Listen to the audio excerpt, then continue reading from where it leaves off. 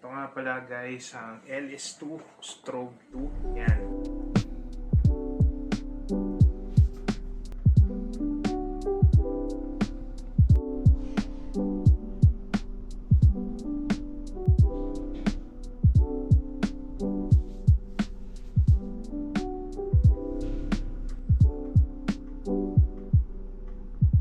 Ito yung bagong modelo ng LS2 para sa Strobe 2.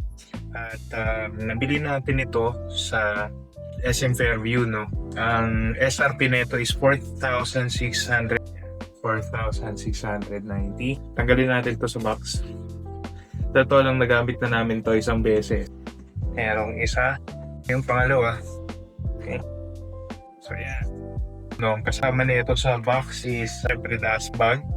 So meron siyang extra na parang reflectorize. Ayan. Sticker.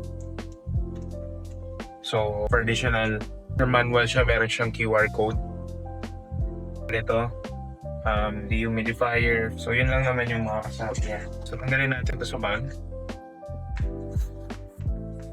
Okay. So size ko, double XL.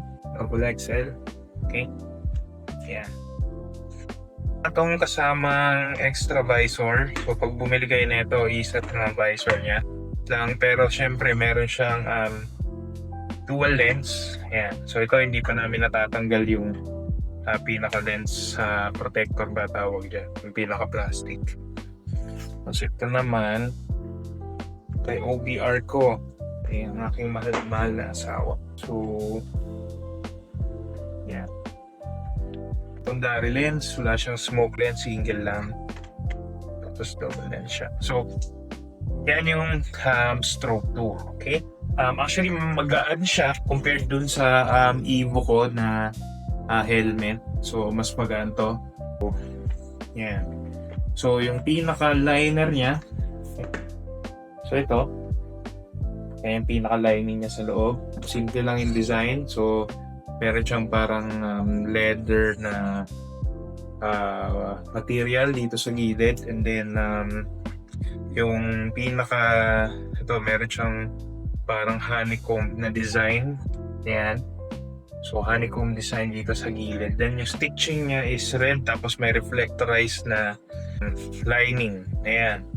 So pagdating naman dito guys sa kanyang buckle ba tawag dito? Correct me if I'm wrong, I'm sorry. So yung pinaka-lock niya, okay, so hindi siya double D. So standard siya, yung may ngipin. Ayan. So maganda dito, gusto ko yung design kasi yung hilahan niya, ito, instead na nasanay kasi ako yung mga dating helmet, ewan ko kung standard na to sa mga helmet ngayon, no? Pero yung mga dating helmet kasi tela.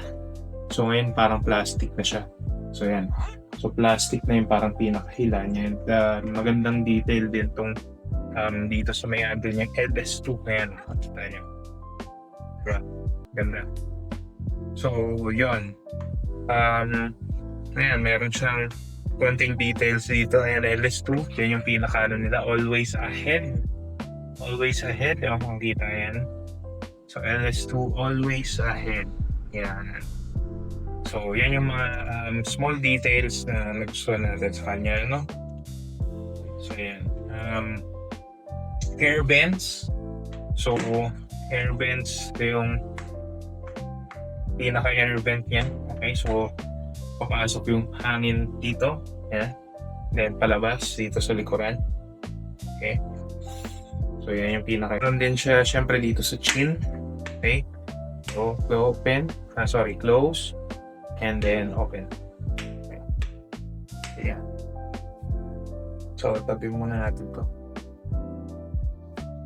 Yung dun naman sa ito yung pag-open ng secondary visor, yung pinaka-ilahan ng secondary visor niya. Yan, nandito sa back. So ito yun. Ayan. So hindi naman siya mahirap hilain. Okay.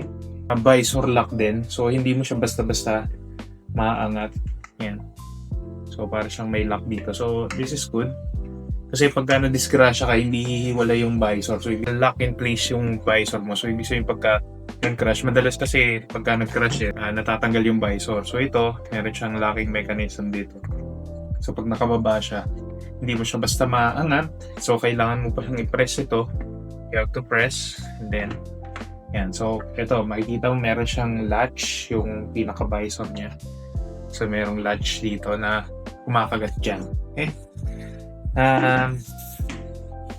So, yun. So, ito yung LS2. Subukan natin suotin, no? So, yan. So, yan siya, guys. Maganda yung vision nito. So, hindi siya parang face helmets na iba, no? May ganun pa rin. Pero ito, medyo malawak yung view mo. So, hindi mo siya nakikita yung gilid na to, no? Doon sa peripheral sight mo. Isa lang, no? Na medyo siguro hindi naman siya downside. Masikip lang talaga yung pinaka foams niya dito yung pinaka foam niya dito sa gilid kasi usually ang size ko lang is XL. Pero ito double XL na. Medyo masikip pa siya sa akin. Tapos yung kinuha ng wife ko naman usually medium siya eh.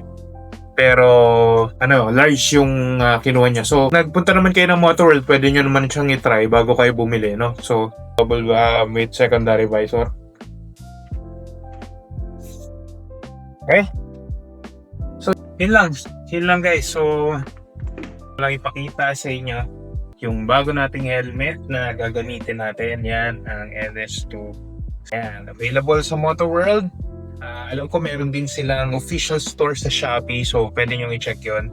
And hindi ito sponsored video. Okay? So, hindi po nila ako binayaran. So, yun lang guys. Maraming salamat nga pala for tuning in. Hopefully nagustuhan niyo yung video, no? At kung nagustuhan niyo, please subscribe para syempre kahit paano matulungan niyo naman kami dito sa Team Motoman. So yan, thank you so much and we'll see you guys in the next video.